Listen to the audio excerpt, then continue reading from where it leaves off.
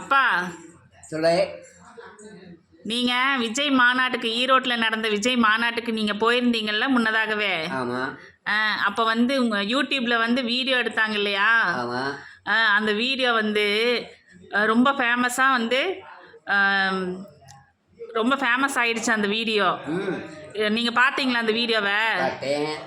மக்கள் எல்லாருமே வந்து ரொம்ப சப்போர்ட் பண்ணாங்க, ஆதரவும் கொடுத்தாங்க, அன்பு ஆதரவு சப்போர்ட் பண்ணாங்க. அதை பற்றி நீங்கள் என்ன சொல்கிறீங்க மக்களுக்கு?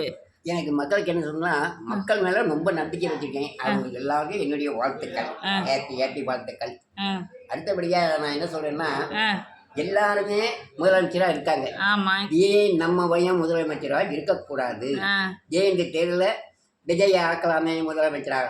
நல்லா இருக்குமே, சின்ன பையன் தானே, எல்லாமே 60 வயசுக்கு மேலே தான் இருந்திருக்காங்க. சரி, விஜய் சின்ன பையன் இருக்கட்டும், நம்ம உள்ள நம்ம பையன் இருக்கட்டுமே, அதை நம்ம விரும்பணும். சரி, அதை எல்லாரும் விரும்பணும்.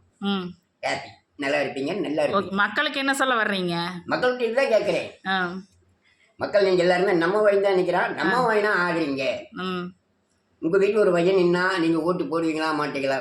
நிச்சயமா போடுவீங்க. சரி, இதை நம்ம வயனா நினைச்சு நம்ம ஓட்டு போடுவோம், வெற்றி பெற வைப்போம்.